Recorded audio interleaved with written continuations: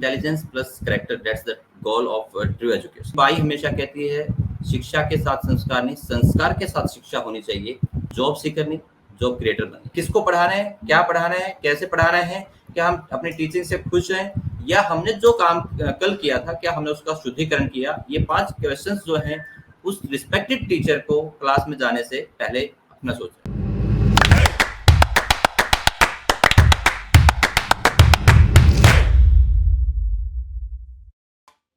Hello and a very warm welcome to Great Principles. I'm your host Seema Choria and I bring to you a very renowned educator, a very generous educator of the day, Dr. Harshvardhan Singh, Founder Director SHPSM Public Schools, Dehlan District, Una, Himachal Pradesh, and Founder Chairman Person of Prithvi Abhyuday Association India, PAAI.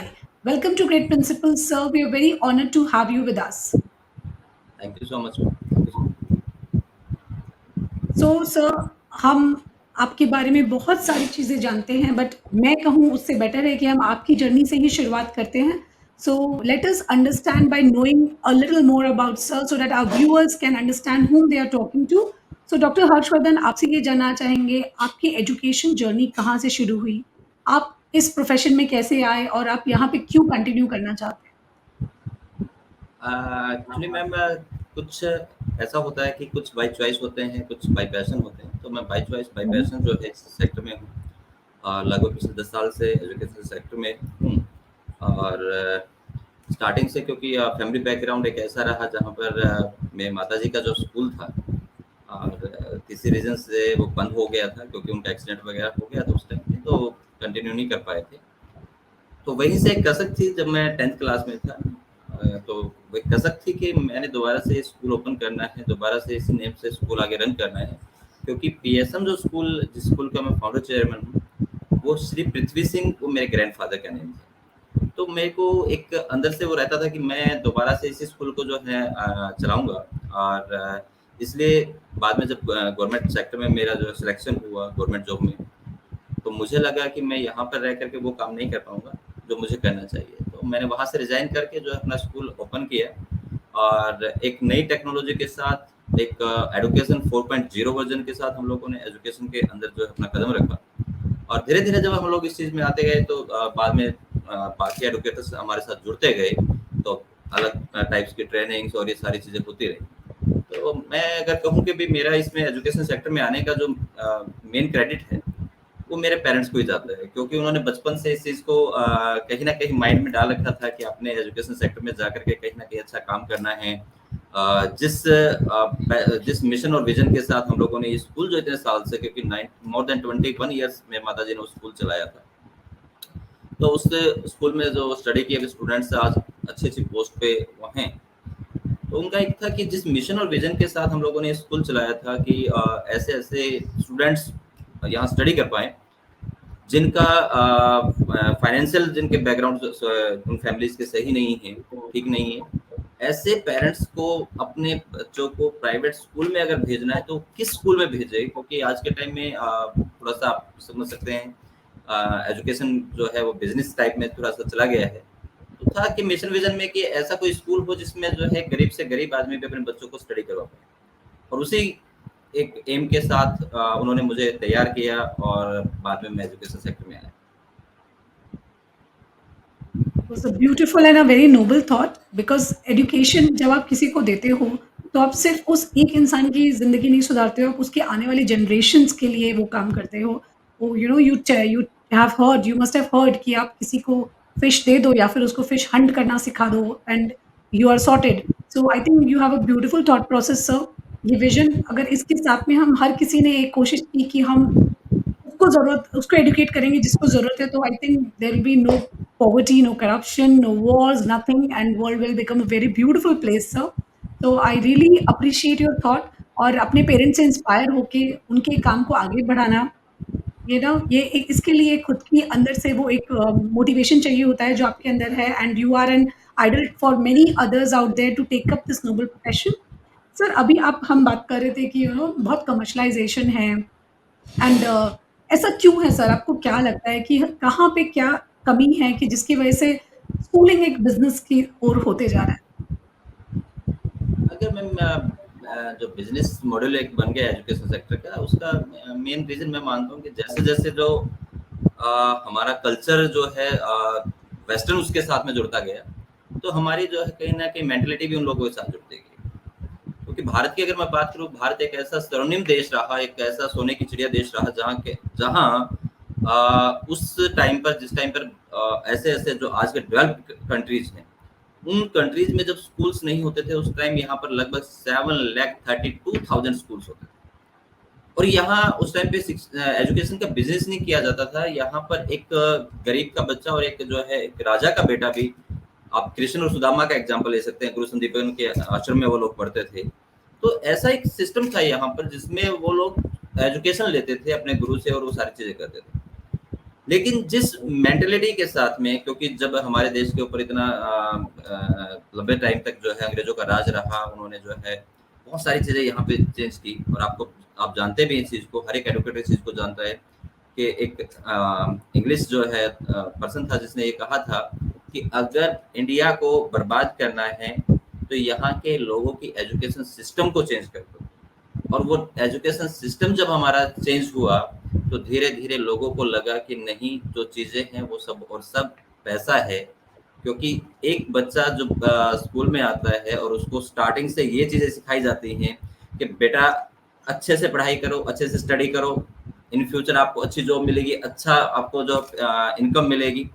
एक बच्चे के mind में आप starting, जब वो एक nursery class में आया है, जिसको अभी तक ये नहीं पता है कि मेरे लिए क्या अच्छा है क्या बुरा है, अगर हम उसके माइंड में ये चीजें डालते जा रहे हैं तो डेफिनेटली वही बच्चे जब बड़े होकर के किसी स्कूल के डायरेक्टर, प्रिंसिपल, चेयरमैन या टीचर बनेंगे तो एक मेंटलिटी हमेशा रहेगी कि वो यही रहेगी कि हमें जो है पैसा कमाना है। और यहीं से वो चीजें जो है धीरे धीरे बिगड़ते हुए, मेरा जो मानना है, मेरी जो पर्सनल थॉट है वो यही है कि इस तरीके से जब ये चीजें चली, आज से नहीं चली ही, इस लंबा चौड़ा प्रोसेस मैं मानता हूँ कि इसमें हुआ। और उसके बाद जो है ये एजुकेशन सिस्टम को बिजनेस मॉडल में जो है कन्वर्ट कर दिया।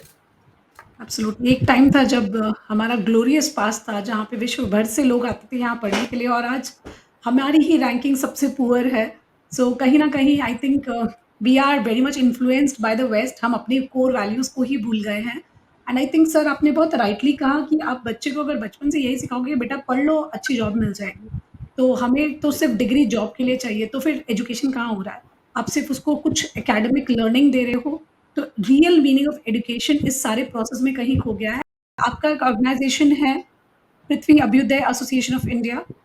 तो फिर सर हम इसके बारे में जानना चाहेंगे कि इस एसोसिएशन के थ्रू हम किस तरीके से एजुकेटर्स की हेल्प कर सकते हैं और जो बच्चों को सही मायने में शिक्षा की ज़रूरत है, उन तक शिक्षा पहुँचा सकते हैं? एक्चुअली मैम, पृथ्वी अभ्युदय एसोसिएशन इंडिया एक नॉन प्रॉफिट ऑर्गेनाइजेशन है जिसमें किसी भी रिस्पेक्टेड एजुकेटर से किसी भी टाइप का मेंबरशिप के तौर पे या बाकी किसी भी तरीके से हम लोग कोई भी चार्ज नहीं लेते हैं।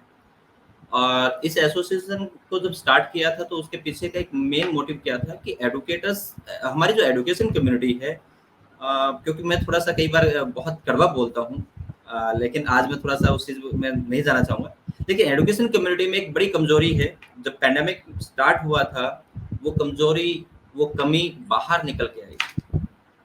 ऐसे कितने सारे प्रिंसिपल्स थे, ऐसे कितने सारे टीचर्स थे जिनको उस टाइम पर जॉब से निकाल दिया गया था, वो जॉबलेस हो गए थे।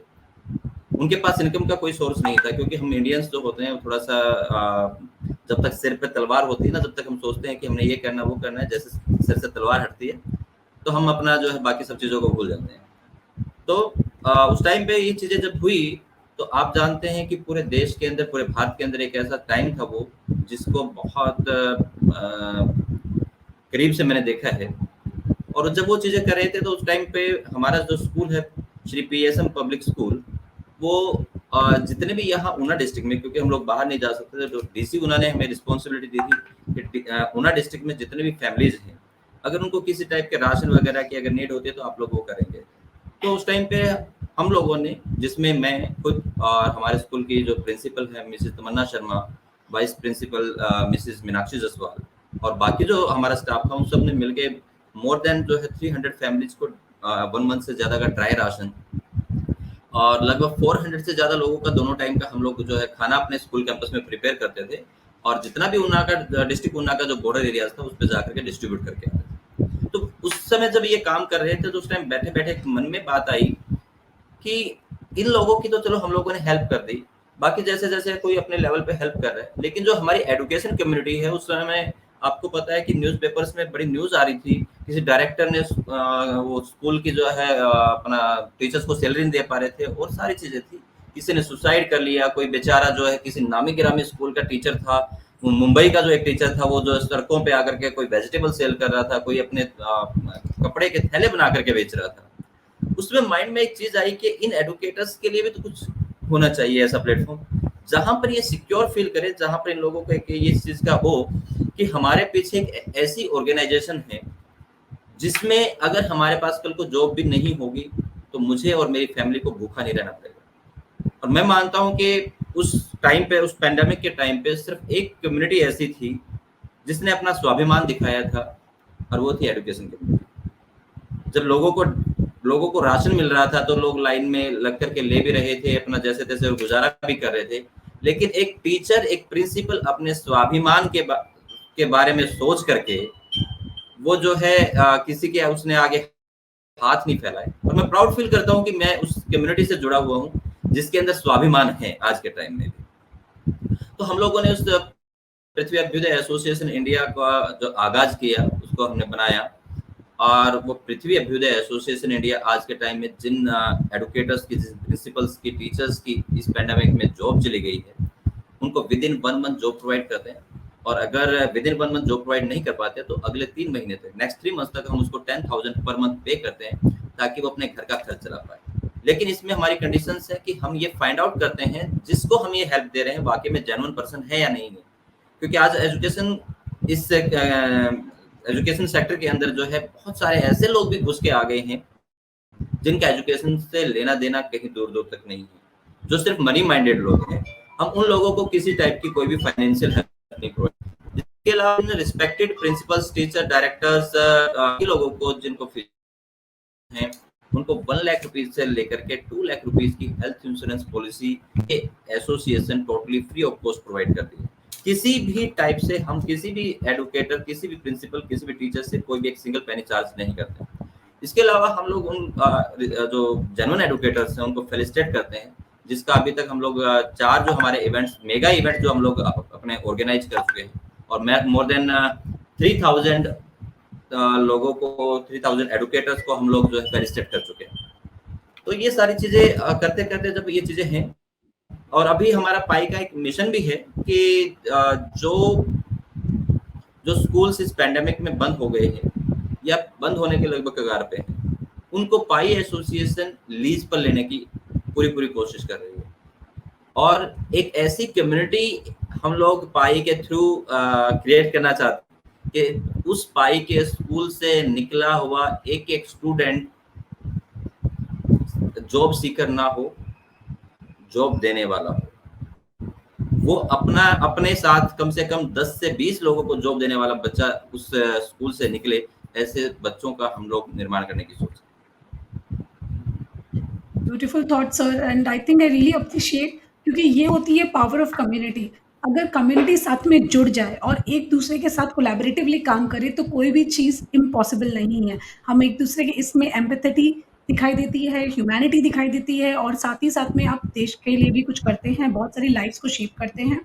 जो कुछ लोग बहुत अलग गलत डायरेक्शन में चले जाते हैं, आप उनको भी सही जगह पे लेके आते हैं। I really appreciate this thought.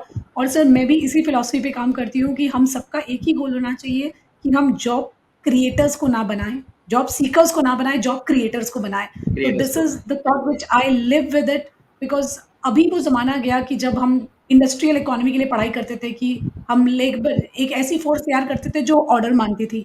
आज का युग वो है जहाँ हर कोई अपनी एक कहानी लिखने की काबिलियत रखता है, और आप और हम, हमारा ये रोल है कि हम इन बच्चों को उसकी उन काबिलियत में पूरा साथ दें।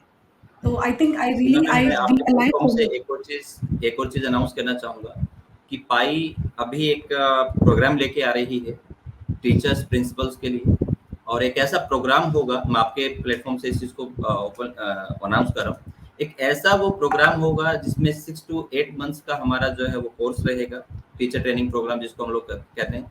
लेकिन इस बार हम लोगों ने टीचर ट्रेनिंग प्रोग्राम की बजाय लीडरशिप ट्रेनिंग प्रोग्राम हम लोग लेके आ रहे हैं, जिसमें एक टीचर को प्रिंसिपल कैसे बनना है और प्रिंसिपल को डायरेक्टर कैसे बनना है, इस मॉड्यूल को हम लोग जो है उन लोगों के साथ शेयर करेंगे। तो जितने भी रिस्पेक्टेड टीचर्स, प्रिंसिपल्स हमारे साथ इस चीज़ के लिए जुड़ना चाहते हैं, वो हमारे पाई के साथ जुड़ सकते हैं, और डेफिनेटली हम उनके साथ मिल करके, उनके साथ, उनके सहयोग से, उन सब के आशीर्वाद से, उन सब के ब्लेसिंग से हम लोग जब काफ़ी अच्छा करने की कोशिश करेंगे। क्योंकि पाई एसोसिएशन हमेशा एक चीज़ में बिलीव करती है कि हम ये नहीं कहते कि हम कर देंगे, हम ये कहते हैं कि हम कोशिश करेंगे, क्योंकि जितना समुद्र के अंदर एक पानी की बूंद कर सकती है, पानी की बूंद का योगदान रहता है, उतना योगदान पाई का इस एजुकेशन सेक्टर में रहता है।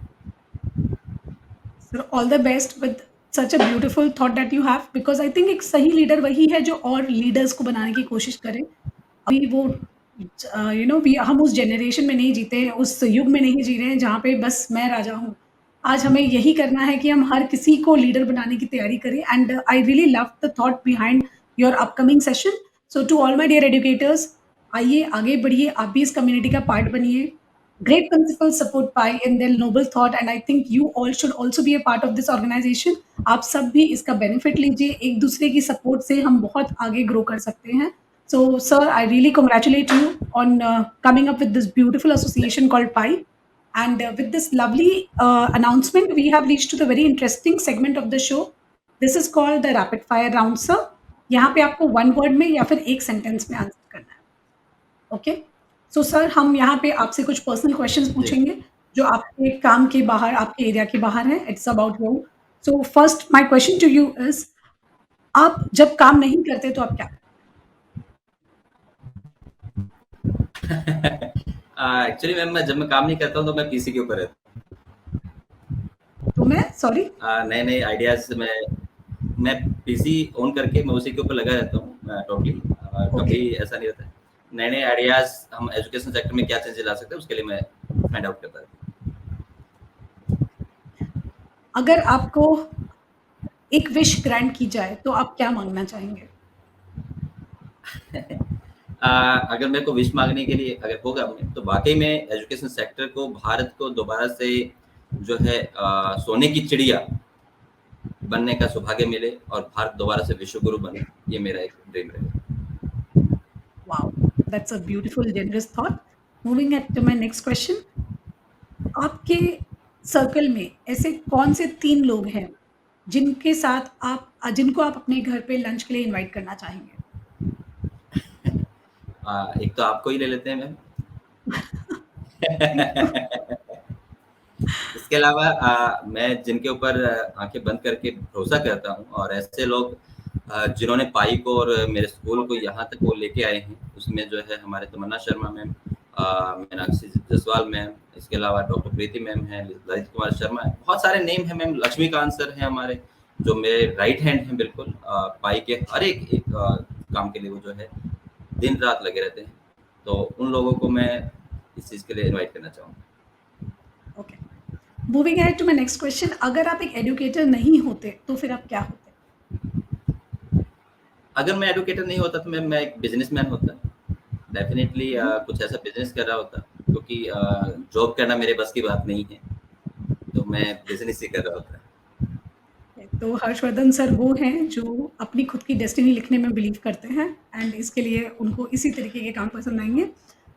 क्या आप मूवीज देखते हैं? नो मैम, यू ये डोंट सी ये मूवी, तो हाउ? एक टोटली एक अलग बात है कि आज जब हर तरीके के गैजेट्स सभी के घर में होते हैं, और मैं एक ऐसा डायरेक्टर हूँ जिसके घर में आज तक टीवी नहीं है। वाओ, दिस इज समथिंग मुझे लगता है जो बहुत लोगों को पता नहीं होगा। सो आपका फैमिली बॉन्डिंग टाइम कैसा होता है?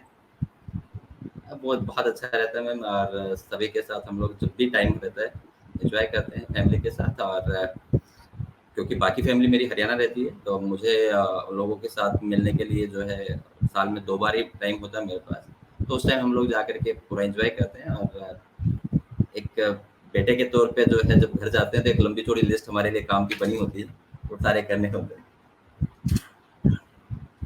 आप हमारे बच्चों को क्या एडवाइस देना चाहते हैं? हमारे स्टूडेंट को एक एडवाइस अगर आपसे ली जाए तो वो कौन सी एडवाइस होगी जो आप उन्हें देंगे? सबसे पहले यही है मैम कि एक जो है लाइन अपनी लाइफ में वो लोग हमेशा याद रखें कि intelligence plus character, that's the goal of true education.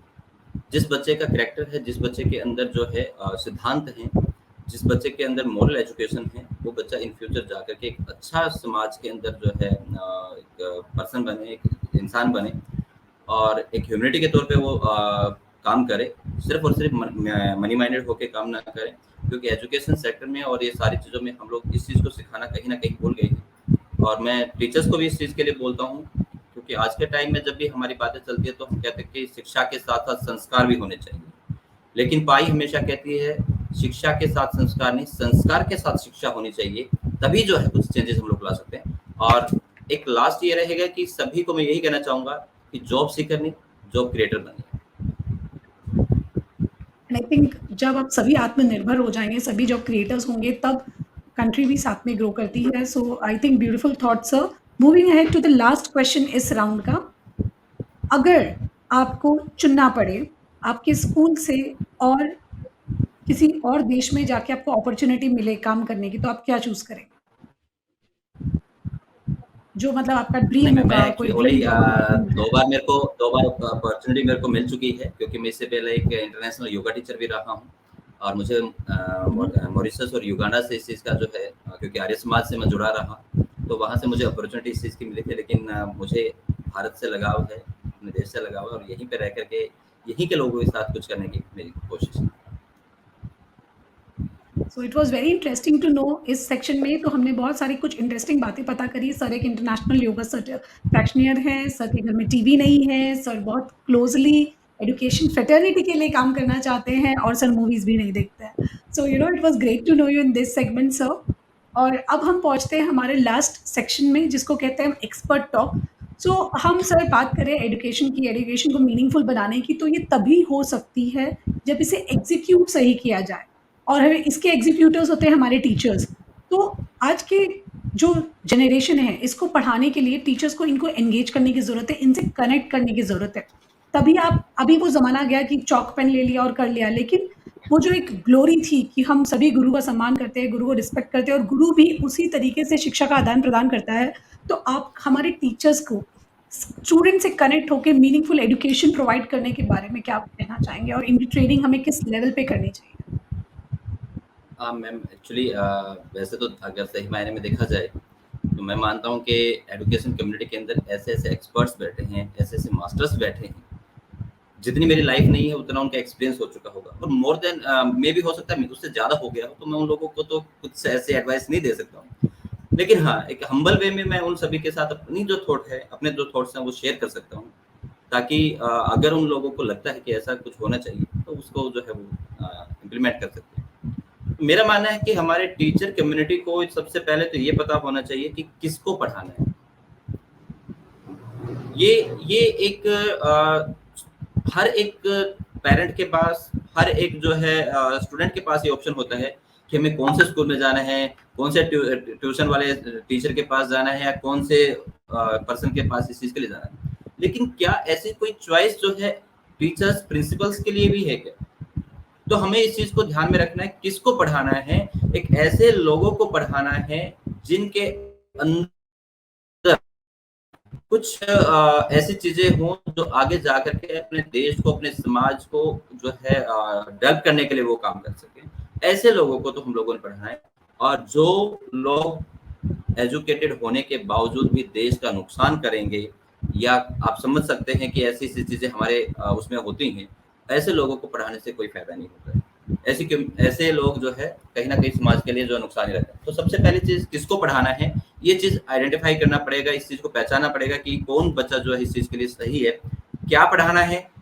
क्योंकि अकेला हम लोग जो है बुक्स को नहीं ले सकते। जैसा आपने कहा कि चौक लिया और हम लोग बोर्ड के ऊपर अपना लिखना स्टार्ट कर दिया, आज के टाइम में वो जो टाइम था वो चला गया है। क्या पढ़ाना है इसके बारे में टीचर को पहले से प्रिपेयर करना पड़ेगा कि मुझे अपने टॉपिक से रिलेटेड इतने सारे एग्जांपल्स, इतने सारे जो है प्रैक्टिकल वे में मैं उसको किस तरीके से टीच कर पाऊँ, क्या अलग अलग एग्जांपल्स, क्या मैं पर्सनल लाइफ से या बाकी जो बाहर की जो दुनिया है उससे मैं एग्जांपल दे करके स्टूडेंट को उस तरीके से टीच कर पाऊँ कि एक स्टूडेंट उसको सीखने के बाद कभी उसको दोबारा बुक उठाने की नौबत ना आए, उसको जरूरत ना पड़े, नीड ना पड़े। और तीसरा होता है कैसे पढ़ाना है। ये एक सबसे मेन आज के टाइम में है किसको पढ़ाना है, क्या पढ़ाना है, कैसे पढ़ाना है, और चौथा जो है, क्या आप जो आप टीच करते हैं अपने टीचिंग पैशन जो है, जो आपका जो है पेशा है, उससे आप खुश हैं या नहीं? किसको पढ़ाना है, क्या पढ़ाना है, कैसे पढ़ाना है, आप अपने टीचिंग से जो है खुश हैं या नहीं है, और जो आपने कल काम किया था उसका आपने शुद्धिकरण किया या नहीं किया। इन 5 क्वेश्चंस के जो आंसर जो है किसी भी एक टीचर के पास होने चाहिए। और जब ये 5 क्वेश्चंस के आंसर्स जो हैं किसी भी टीचर के पास होंगे तो डेफिनेटली वो एक टीचर एक ऐसे लेवल पे जाकर के टीच करेगा जहां पर जो है उसका पढ़ाया हुआ स्टूडेंट प्राउड के साथ कह पाएगा कि मैं एक ऐसे अध्यापक से, ऐसे गुरु से मैं आज के टाइम में नॉलेज ले रहा हूँ, जिसके पास जो है सिर्फ बुक से रिलेटेड नॉलेज नहीं है, बल्कि एक वास्ट नॉलेज उसके पास में है, जो मुझे जो है इन फ्यूचर जो मेरी ऑल ओवर डेवलपमेंट कर सकता है। ये चीजें हमें करनी है जब हम लोग जो है क्लास के अंदर जा रहे हैं, कि किसको पढ़ाना है, क्या पढ़ाना है, कैसे पढ़ाना है, क्या हम अपनी टीचिंग से खुश हैं, या हमने जो काम कल किया था क्या हमने उसका शुद्धिकरण किया। ये 5 क्वेश्चंस जो हैं उस रिस्पेक्टेड टीचर को क्लास में जाने से पहले अपना सोचना है। जब वो क्लास से बाहर आते हैं फिर से 5 क्वेश्चनों के आगे फिर से खड़े होते हैं। पहला क्वेश्चन होता है, क्या हमने बच्चे को कोई नई नॉलेज दी? अगर हाँ, तो आज मैंने कुछ अच्छा पढ़ा है। उसके बाद कहता है, क्या बच्चों के मन में हमारे लिए श्रद्धा भाव बढ़ा? उनके अंदर जो है हमारे लिए कुछ श्रद्धा बढ़ी या नहीं बढ़ी? क्योंकि आज के टाइम में क्योंकि सीमा मैम जिस टाइम आप लोग और हम लोग पढ़ते थे तो शायद हमारे मन में अपने टीचर्स के लिए इतनी रिस्पेक्ट होती थी कि हम जब भी टीचर कहीं मिलता था हम उनके पैर छूते थे। आज के टाइम में टीचर की वो रिस्पेक्ट और वो सारी चीजें जो है ना कहीं जो है कम हो गई है। लेकिन उस चीज को हमने दोबारा से बच्चों के अंदर जनरेट करना है कि आपने टीचर्स की रिस्पेक्ट करनी है, और ये रिस्पेक्ट बोल के नहीं होगी, वो हमारा जो काम है वो उनके बच्चों के मन में हमारे लिए रिस्पेक्ट डालेगा। तो सबसे दूसरा क्वेश्चन जब हम लोग जो है क्लास से निकलते हैं कि क्या बच्चों के मन में हमारे लिए श्रद्धा भाव बढ़ा, और तीसरा कहता है क्या बच्चों के दिल में हमारे लिए प्यार उमड़ा। वो जब क्योंकि जब हम छोटे थे, कई बार आजकल सोशल मीडिया के ऊपर पोस्ट भी आती है कि जब हम लोग स्टडी करते थे तो पढ़ते थे, उस टाइम पर जब टीचर अगर एक पेन मांगता तो पूरी क्लास जो है ना पेन लेकर के टीचर के पास दौड़ती थी, है ना। अगर कुछ वो होता था, टीचर कोई काम बोलता था, ऑफिस से चौक लेके आने के लिए बोलता था, एक नहीं पता नहीं कितने बच्चे जो क्लास से बाहर भागते थे। वो उस टीचर के लिए इतना प्यार वो होता था कि मैं इस जो मेरा रिस्पेक्टेड टीचर है मैं उसके लिए कैसे अपना प्यार शो कर पाऊं, वो चीजें होती थी। तो क्या हमारे मन में बच्चों के मन में हमारे लिए प्यार जगा, प्यार उमड़ा या नहीं उमड़ा, ये चीज को हम लोगों ने देखना है। इसके अलावा बच्चों के ओवरऑल डेवलपमेंट के लिए आज हमने क्या किया। अगर हमने कुछ किया है तो मैं एक अच्छा टीचर। और लास्ट क्वेश्चन जो है फिर से जब क्लास से बाहर आते हैं, मैं एक बार फिर से रिपीट कर रहा हूँ, क्या बच्चों को नई नॉलेज दी? दूसरा है, क्या बच्चों के मन में आपके प्रति श्रद्धा भाव बढ़ा? क्या आप बच्चों के दिल में, बच्चों के हृदय में आपके लिए प्रेम भाव बढ़ा? और चौथा क्वेश्चन है, क्या बच्चों की ओवरऑल डेवलपमेंट के लिए हमने काम किया? और लास्ट क्वेश्चन है, क्या हमने बुक्स की नॉलेज के अलावा उनको बाहर की कोई नॉलेज दी कि नहीं दी? क्योंकि मैं मानता हूँ, क्योंकि मैं गुरुकुल कल्चर से आता हूँ, गुरुकुल का मेरा जो है एनवायरनमेंट रहा मेरे घर का और सारी चीज़ों का। तो जब हम लोग जो है उन ग्रंथों को पढ़ते तो उसमें लिखा जाता था कि मातृमान पितृमान आचार्यवान पुरुषो वेद, कि माता जो है बच्चे को बोलना सिखाती है, घर में थोड़ा बहुत कैसे क्या करना है, चाचा है, ताया है, सबके रिलेशंस के बारे में बताती है। पिता जो है उसको समाज में रहना सिखाता है, लेकिन जो आचार्य होता है, जो टीचर होता है, जो गुरु होता है, वो माँ का भी रोल अदा करता है, वो पिता का भी रोल अदा करता है, और वो उसको कैसे बात करनी है, समाज में रहना कैसे है, इन सब चीजों को सिखाने वाला वो आचार्य है, वो गुरु है, और उसके चारों ओर ही एक बच्चे का पूरा जो फ्यूचर घूमता है। तो ये 10 क्वेश्चन जो है हम टीचर कम्युनिटी में हमारे मन में हम डेली हम एक अपने आप से पूछें कि क्या ये चीजें हैं। अगर हम इन सभी क्वेश्चंस के आंसर दे पाते हैं और हम सेटिस्फाई हैं, तो यकीन मानिए मैं ऐसे टीचर को सलाम करता हूं कि वो वाकई में एजुकेशन सेक्टर में वो काम कर रहा है जिसके लिए वो सबसे ज्यादा रिस्पेक्ट का, सबसे ज्यादा जो है सम्मान का हकदार है, और वो भारत के उस शिक्षा जगत का एक जो है गुरु द्रोणाचार्य। Beautifully answered sir. बहुत सारी चीज़ें आपने कवर की, बहुत डीप थॉट्स आपने कवर किए। येस, हमारे देश का भविष्य आज हमारे क्लासरूम्स में बैठा है और इस भविष्य को डायरेक्शन देने का काम उस टीचर का है।